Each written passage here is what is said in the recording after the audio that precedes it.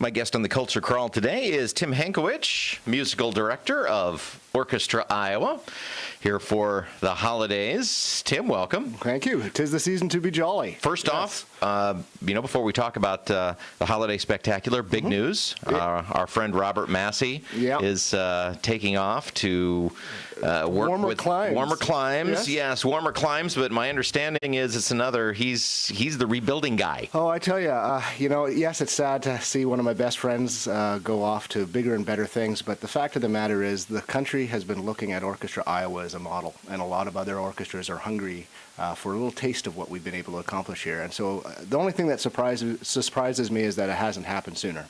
And we were lucky to have Robert as our executive director to really turn this organization around from one that was failing pre-flood to one that was underwater during the flood, and to completely rebuild it into a new image that has really set the standard for our industry. I couldn't be more proud. And those of us who know and kind of follow what goes on know that Robert has had a huge presence presenting and illustrating the best practices that you all have developed at some pretty major national and international orchestra and arts meetings. He's been a big player on the national stage. In fact, both of us for the last 2 years have been addressing many performance arts organizations, touting what we're doing differently than the rest of the industry. And there's a great deal of energy and curiosity in what we've been able to achieve here, not just being a symphony orchestra, but being an arts hub with a ticketing platform that allows us to really reach out to people who are both symphonic subscribers and non-symphony subscribers, so that we can now bring in things like ballet and opera and symphony, as well as 80s hair bands and country and stand-up. I mean, what's been really missing in our industry is being able to claim our stake in part of the arts and entertainment ecosystem. And by doing the moves that we've taken, we are now at the center of that. And so it's not an unusual occurrence for somebody to come through the symphony offices to buy that ticket to the ballet or to Broadway, or a ticket to Burton Cummings or to one of the symphony shows. I've been preaching the simple message since I've gone here, that music is music and arts are arts, and there should not be an island in that entire arena. And so that's what really Robert has excelled at, and has allowed us the tools to really establish ourselves as really a groundbreaking organization. Okay, you have to stay, though. Oh, yes. We're not letting you out. Hate to see Robert go. Wish him the best of luck, but you have to stay. Yes. We're chaining you to the podium. You have to hang around. Right. And Holiday Spectacular, the big orchestra. I mean, of course, did the Nutcracker just a few days ago, and then this is huge undertaking for you to turn these things around so quickly. You know, when an audience member comes to a performance, they're seeing the last sliver of a very long process, and if we do our job properly, which we will, everything just flows easily. But there are literally a cast of thousands to produce these kind of variety shows. So it's not just the orchestra that you'll be listening to. We have a bell choir that we're going to be putting up in the balcony. We have the Mighty Wurlitzer. The Chorale Midwest is joining us. Our Discovery Children's Chorus. The Espressivo String Ensemble. I am missing somebody. The Kickline. Kickline. Oh, my goodness. There's a Kickline. Paramount Rockettes. Absolutely. Because nothing says Christmas like a lot of high stepping, you know? But at the same time, what a lot of people don't realize is finding orchestral arrangements of holiday music is actually very tricky. The stuff that's in the public domain is really not that great. And a lot of people... a lot of watered down. A lot of the arrangements have really become watered down over the years because they were played by orchestras probably of moderate talent. Exactly right. And also, a lot of people have come up to me with a recording and say, hey, you guys should really perform this arrangement of such and such a carol, and not realizing that it's usually proprietary, which means we're not allowed to use it, or it's not even available. That's what makes the Boston Pops, for example. What they play is their stuff that they have hired somebody to arrange for them. So if you really want to do it yourself, if you really want to do it right, you have to do it yourself, which is what I do.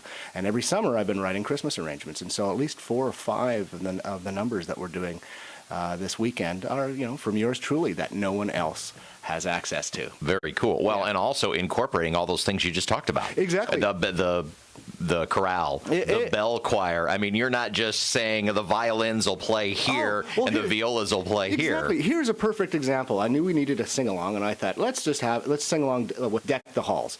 And so I went into our library, and when I pulled every arrangement of Deck the Halls, and then went literally, nope, terrible, no. And then I said, okay, we're going to have the Wurlitzer.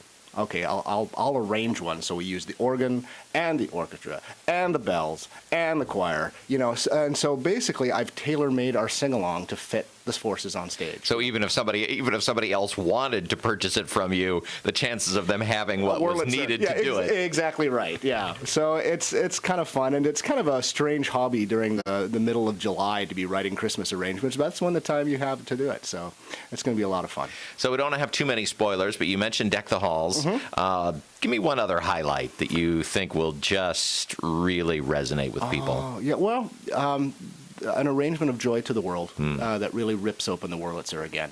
I think a lot of people don't realize that there's not very many works out there for symphony and organ. I mean, we get requests to do it all the time, and you either have to arrange it yourself, and I'm not just talking Christmas arrangements, I'm just talking about repertoire. Well, sure, because how many of those great theater organs are left, and how many live in a hall where there's a symphony? Yeah, exactly. So I think that's probably one of the big elements. And then there's the 12 Days of Christmas with 40 bell ringers from the Carillonneur Bell Choir. That's going to be pretty fun, having them up in the balcony. And so it's basically this production has grown so much. Not only is the stage filled, it's now bleeding over into the audience. And so it's this sort of surround sound of what's happening. And so it brings the audience more into what's happening on stage, and more participatory from the audience. So it's going to be a lot of fun. Well, and I really like how you're focusing on so many different aspects of the music. I mean, the tradition in orchestra has been to have a serious classical Christmas concert and then a holiday pops, which is more light. Right. And I'm not going to say this blends the two, really. I mean, it does kind of. It does, and actually blending the two is probably the most challenging thing any conductor can do, because to pivot from Oh Holy Night to Grandma Got Run Over by a Reindeer doesn't work very well. We're not doing that, by the way. But you'll find that on the first half, it's a little bit more serious, and just some of your standard sacred Christmas carols and the like, and the choir gets to strut their stuff. And then the second half, we sort of let our hair down and kick up and have a lot of fun, because the second to last piece is this Kickline that I've been talking about, which is going to be a whole lot of fun. Talking with Tim Hankewich from Orchestra, Iowa, about Holiday Spectacular, which is this weekend, tomorrow and Sunday. Yes, we have two performances on Saturday, 2:30 and 7:30 p.m., and then we have another Sunday matinee at 2:30. So it should be a lot of fun, and it's great for the entire family. Bring them all. Yep, and it's something that even little kids will be. They're gonna love a lot of things to watch, a lot of stuff going on, a lot of color, a lot of sound. Yes, so it's something great for the whole family, and all at the Paramount Theater. Yes. This is too big to go on the road. Yeah, I can't take this one on the road. Yep. It happens. Yeah. Well, good luck with it. I know it'll be great. Looking forward to it. Tickets, we should mention, still available at artsiowa.com, or you can go to orchestraiowa.org. It'll just direct you to the same web platform, or you can talk to a box office personality at 1-800-369. Well, best of the holidays to you and Jill and everybody in the orchestra. Looking forward to a great concert this weekend, and we'll see you after the first of the year to talk about the second half of the season. Heedless of the wind and weather. We'll see you there.